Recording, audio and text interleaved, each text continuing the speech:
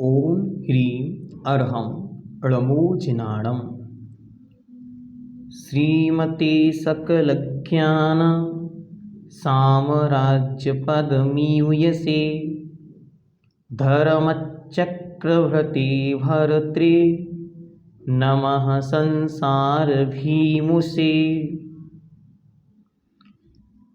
चलो, परमपिता परमेश्वर प्रथम तीर्थंकर अयोध्याधिपति कैलाशाधिपति केवल्य कमलाधिपति भगवान आदिनाथ महास्वामी की जय हो, जय हो, जय हो। श्री आदिपुराण ग्रंथराज की जय हो, जय हो, जय हो। श्रीमद् भगवत जिनसेन स्वामी की जय हो, जय हो, जय हो। पूज्यवर भगवान विश्वेश्वर महादेव अयोध्याधिपति श्री विश्वनाथ स्वामी का यह पवित्र दिव्य जीवन चरित्र भगवान जिनसेन स्वामी के द्वारा रचित है। आचार्य प्रवर जिनसेन स्वामी पर हम विस्तार से चर्चा एक अगले एपिसोड में करेंगे। उसकी वीडियो आपको डिस्क्रिप्शन में मिल जाएगी। आज हम आदि पुराण ग्रंथराज के सार संक्षेप पर विषय वस्तु पर चर्चा यहाँ करेंगे। यह जो मंगलाचरण प्रस्तुत किया गया, यह भगवान भगवत जिनसेन स्वामी द्वारा लिपिबद्ध है। वही आपके सामने कहा गया। उसका अर्थ इस प्रकार है। जो अनंत चतुष्टय रूप अंतरंग और अष्टप्रातिहार्य रूप बहिरंग लक्ष्मी से सहित हैं, उन्हें श्रीमती ऐसा शब्द प्रयोग करते हैं।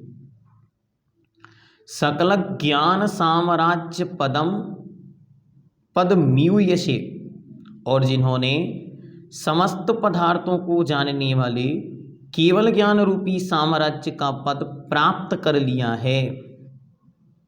और कैसे हैं? धर्म चक्र भृते, जो धर्म रूपी चक्र को धारण करने वाले हैं, धर्मेंद्र हैं, धर्मचक्री हैं, धर्मेश्वर हैं, धर्मनायक हैं। ऐसे भर्तृ अर्थात तीन लोक के अधिपति, तीन लोक के भर्ता हैं। नमः, उन्हें नमस्कार करता हूँ। संसार भीमुषे, पंच परावर्तन रूपी संसार का भय नष्ट करने के लिए ऐसे श्री अरिहंत देव को हमारा नमस्कार हो। और वे अरिहंत देव हैं परमाधिपति अयोध्याधिपति भगवान विश्वेश्वर महादेव, आदि प्रजानायक प्रजापति, आदि ब्रह्मा, आदि विष्णु, आदि शिव, आदि योगी, आदि श्रमण, आदि जिन, श्री आदिनाथ महास्वामी। वे इस ग्रंथ के नायक हैं। उनके जीवन चरित्र पर भगवत जिनसेन ने यह पूरा ग्रंथ लिखा। पूज्यवर भगवत जिनसेन ने ऐसा मन बनाया कि मैं 24 तीर्थंकर भगवंतों पर 24 पुराण लिखूंगा। ध्यान से समझना, बहुत अच्छी बात है कि भगवत जिनसेन स्वामी ने ये संकल्प किया कि मैं 24 तीर्थंकर भगवानों पर 24 बृहदकाय ग्रंथ लिखूंगा, काव्य ग्रंथ, जिसमें उनका जीवन चरित्र प्रकाश में आएगा।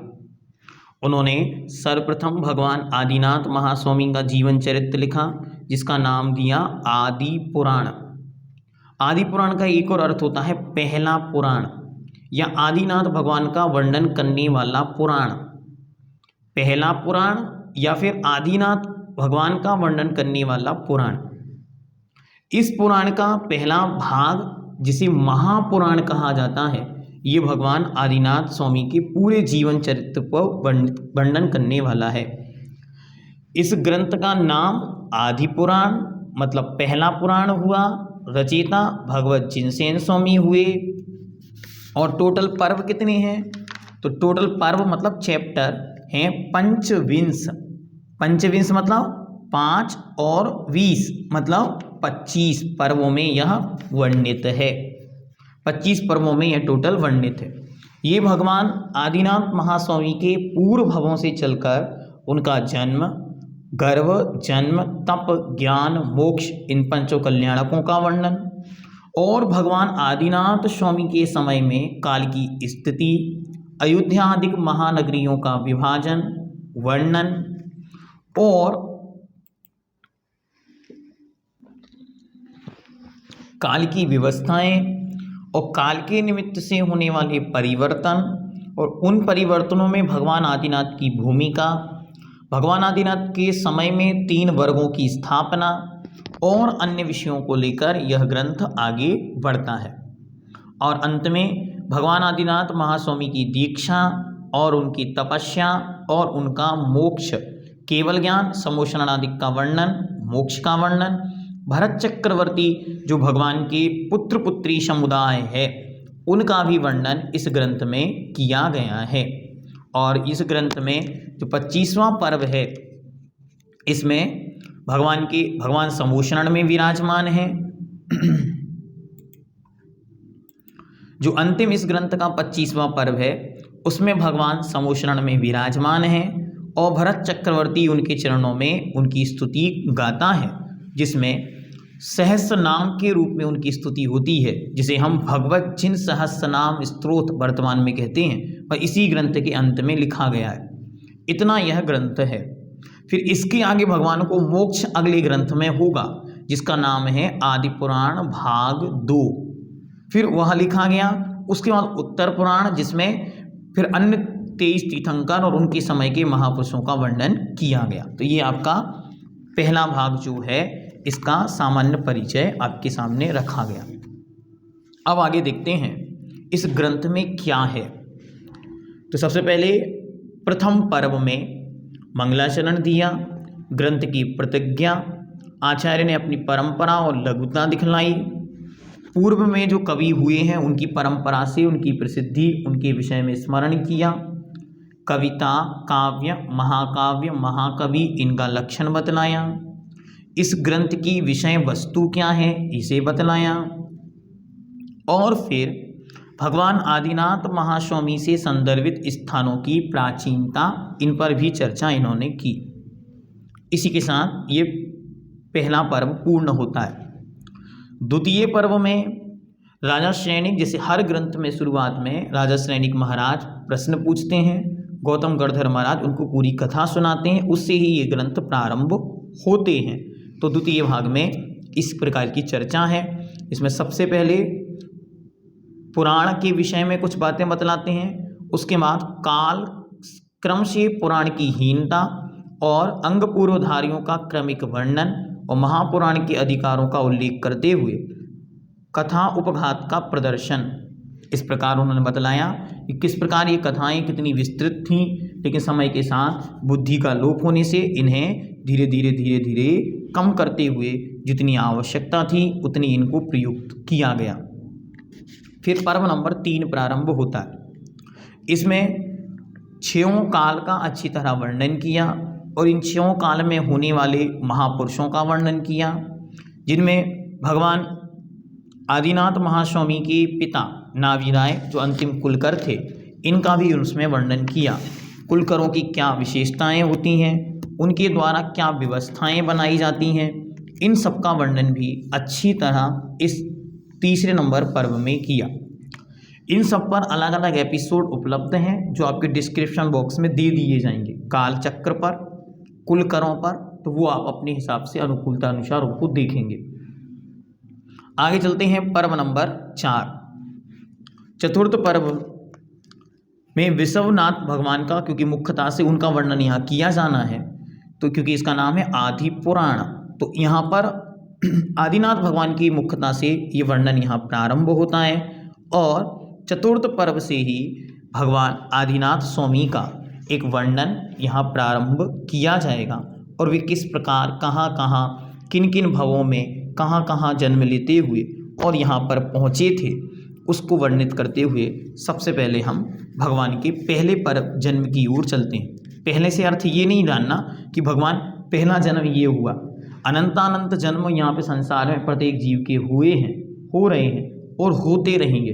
लेकिन भगवान के आदि पुराण ग्रंथ में जब वर्णन किया तो सबसे पहला जो भव का वर्णन आया, वहाँ से हम इस वर्णन को प्रारंभ करेंगे और क्रमशः फिर जब तक भी भगवान नहीं बने, सिद्ध शिला को प्राप्त नहीं हुए, तब तक के भवों का वर्णन क्रमशः यहाँ पे हमको प्राप्त होता है।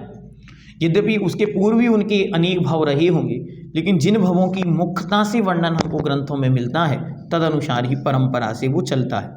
तो देखते, सबसे पहला भव है जय वर्मा राजकुमार का भव। आदि पुराण में सबसे पहला भव आता है जय वर्मा राजकुमार का।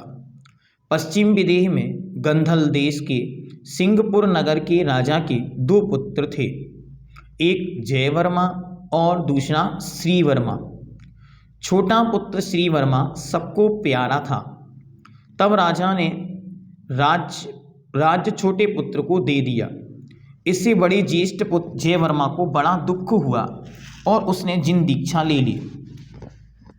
वन में जयवर्मा मुनि ध्यान लगाए बैठे थे, तभी आकाश से विद्याधरों का राजा बड़े वैभव के साथ जा रहा था। जयवर्मा मुनि ने ऊपर देखा और निदान किया कि मैं ऐसा ही विद्याधर राजा बनूं। मुनि महाराज हैं, ध्यान में लीन हैं। इतने में ही वहाँ पर विद्याधरों का आगमन हुआ। विद्याधर होते हैं जो आकाश में गमन करते हैं, विशिष्ट विद्याओं के स्वामी होते हैं। ये होते तो मनुष्य ही हैं, लेकिन इनके पास विशिष्ट शक्तियाँ होती हैं और वो विशिष्ट शक्तियों के कारण ही वे विशेष कार्य किया करते हैं। तो वे आकाश में गमन कर रहे थे, उनके देखकर उनके मन में भाव आया मैं भी ऐसा ही विद्याधर बनूं, और ऐसा उन्होंने निदान बंध बांध लिया। तपस्या प्रचंड थी तो उसके फलस्वरूप उसकी प्राप्ति भी होती है। इस प्रकार हो गया, मैं भी ऐसा ही विद्याधर राजा बनूं। उसी वक्त एक सर्प ने उन्हें डस लिया और वे मरकर विद्याधर राजा अतिबल के पुत्र महाबल बनकर पैदा हुए। कभी न तृप्त करने वाले विद्याधरों के भोग भोगने लगे। तो पहला वर्णन जयवर्मा नाम के राजकुमार, उसके बाद वहाँ से मरण करके अतिबल राजा के महाबल नाम के विद्याधर बने। अब उस विद्याधर के विषय में बतलाते। इन कथाओं के बीच बीच में बहुत सारी प्रासंगिक, बहुत सारी कथाएं ग्रंथ में उपलब्ध हैं। वे आपको देखनी, समझनी, पढ़नी चाहिए। और आदि पुराण एक पूरा का पूरा समाज शास्त्र है, क्योंकि इसमें उस समय की सामाजिक स्थितियां क्या थीं, समाज में किस प्रकार की मांत्रिक, तांत्रिक, यांत्रिक प्रक्रियाएं चलती थीं, उन सब का भी यहाँ पे उल्लेख है। और जितनी वर्तमान में संस्कार परंपराएं हैं, चाहे गर्भ से लेकर मृत्यु पर्यंत सारे संस्कारों की विधियां इसी आदि पुराण ग्रंथ से प्रचलित हैं। इसलिए ये अपने आप में एक महत्वपूर्ण और बहुत मुख्य ग्रंथ माना जाता है। वर्तमान में दिगंबर जैन संप्रदाय में दो ग्रंथ पुराण ग्रंथों में, वर्तमान युग के ग्रंथों में प्रसिद्ध हैं। उनमें से एक है आदि पुराण और दूसरा है पद्म पुराण। तो ये इसकी अपनी एक महत्ता है और ये बहुत विस्तृत है, तो इसलिए इसकी कथा वस्तु बहुत है। उसमें से सार संक्षेप में आपके सामने रख रहा हूँ। ठीक है, अगले भाव की ओर चलते हैं। महाबल विद्याधर महाराज, आदि पुराण में भगवान आदिनाथ का दूसरा भाव। महाबल जम्बूद्वीप के भरत क्षेत्र में बंधिल देश के विजयार्थ पर्वत के उत्तर श्रेणी में अलका नगरी है। विजयार्थ पर्वत आप अच्छी तरह समझें कहाँ स्थित है। तो जो जम्बूद्वीप है उसके एंड में इस तरफ अगर हम देखेंगे तो हमारे पास भरत क्षेत्र है। उस भरत क्षेत्र के सेंटर में एक विजयार्थ पर्वत है। ऐसा ही विजयार्थ पर्वत विदेह की 32 नगरियों में प्रत्येक एक नगरी में है। तो 32 वो, एक ये 33 और एक ऐरावत का, तो ऐसे 34 ऐरावत यहाँ पर 34 विजयार्थ पर्वत बन जाते। तो हर जगह एक विजयार्थ पर्वत स्थित है। तो ये विदेह क्षेत्र वाला बतलाते, वो भी कौन सा, जम्बूद्वीप का। अलका नगरी के महाराज थे अतिबल। इनकी रानी का नाम था मनोहरा। जयवर्मा मुनि का जीव जिसने निदान बंद करके मरण किया था, मनोहरा की कोख में आ गया। जन्म हुआ, नाम रखा महाबल। बड़े हुए तो राज्य इनको प्राप्त हुआ। अनेक विद्याधर राजकुमारियों से इनका विवाह हुआ और महाबल के 4 मंत्री थे। इनकी सलाह से यह राज्य कार्य किया करते थे। एक मंत्री स्वयं बुद्ध नाम का था, वह सम्यक दृष्टि था, और अन्य 3 जो थे वो मिथ्या दृष्टि थे। यह मंत्री हमेशा राजा को सही सलाह देता था। महाबल, विद्याधर और उनके 4 मंत्री स्वयं बुद्ध सम्यक दृष्टि जैन थे और वे अपने राज्य का भला चाहते थे। अतः वे हमेशा राजा को जैन धर्म का ही उपदेश देते थे और धर्म अनुसार ही राज्य करने की सलाह निरंतर दिया करते थे। बाकी 3 मंत्री मिथ्या दृष्टि कुमति थे। वे स्वयं बुद्ध मंत्री की हर बात को काटते थे। एक दिन स्वयं बुद्ध मंत्री अकृत्रिम चैत्यलों की वंदना करने मेरु पर्वत पर गए। वहां उन्हें 2 मुनिराज के दर्शन हुए।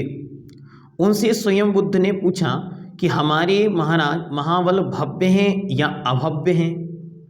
उन्हें अपने महाराज के विषय में प्रश्न पूछने की इच्छा जागृत हो गई। तब मुनिराज बोले, वे महाबल भव्य जीव हैं और वे 10वें भव में भरत क्षेत्र में प्रथम तीर्थंकर ऋषभ देव होंगे। ये भगवान महावीर स्वामी, भगवान आदिनाथ महास्वामी के विषय में उन मुनिराज ने उनको बतलाया। पर पिछले भव की अतृप्त कामना के कारण वे अभी भी भोगों से लिप्त रहते हैं। पिछले भव में वे राजा बनना चाहते थे लेकिन राजा नहीं बन पाए और मुनि बन गए, तो भावनाएं तो भोगों की रहीं, तो उस कारण ये वर्तमान में भोगों में इतने आसक्त हैं। अब तुम जाओ और उन्हें समझाओ, उनकी आयु सिर्फ 1 महीने बाकी है, संपूर्ण आयु भोगों में बीत गई। महाबल राजा ने रात्रि में 2 स्वप्न देखे। यहाँ ये घटना घट गई और यहाँ दूसरी घटना घट रही है। महाबल ने 2 स्वप्न देखे और वे इनका फल जानने के लिए स्वयं बुद्ध मंत्री की प्रतीक्षा कर रहे थे। मंत्री वहां से आए और हमको फल बतलाए। उन गुणी मंत्री ने महाराज को सपनों का फल बताया। पहले स्वप्न से अपना सौभाग्य प्रकट होता है और दूसरे स्वप्न से आपकी आयु 1 माह बची है यह लगता है।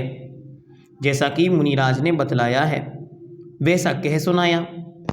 मंत्री ने और भी धार्मिक उपदेश दिए। उन्हें समझाया कि आपकी आयु अब शेष रह गई है, थोड़ी सी बची है, और वे 2 स्वप्नों में एक स्वप्न का फल तो यह है कि आपकी आयु मात्र 1 माह बची है और दूसरा अच्छा फल देने वाला है, ऐसा उन्हें बतलाया। अब महाराज को विश्वास हो गया। उस समय अष्टानिक का समय था। महाराज ने जिन मंदिर में 8 दिन तक पूजन महोत्सव किया, शेष 22 दिन संन्यास पूर्वक व्यतीत किया। स्वयं बुद्ध मंत्री संन्यास विधि बतलाते थे।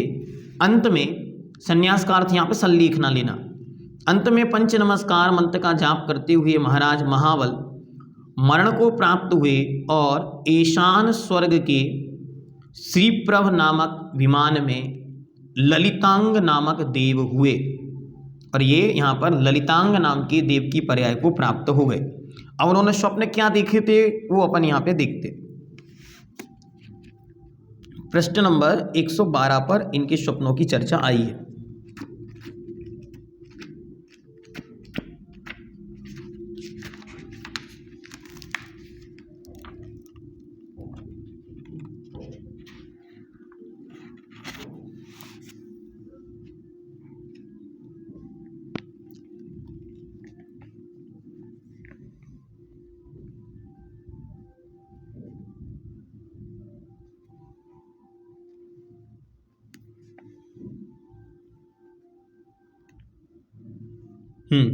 महाबल ने जो पहला स्वप्न देखा था उसे तुम उसके आगामी भव में प्राप्त होने वाली विभूति का सूचक है, और दूसरा स्वप्न, अच्छा ये तो स्वप्न का फल है। स्वप्न क्या था इसको देखते हैं।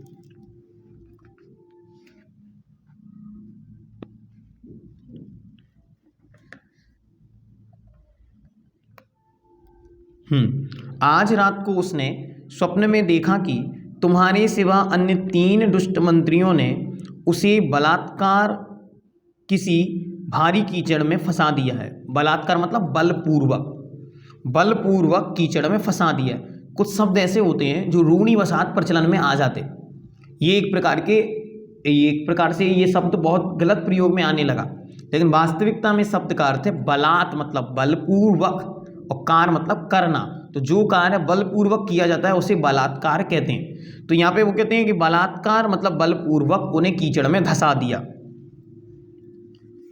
और तुमने उन दुष्ट मंत्रियों की भर्त्सना कर उसे कीचड़ से निकाला और सिंहासन पर बिठाकर उनका राज्याभिषेक किया। पहला स्वप्न।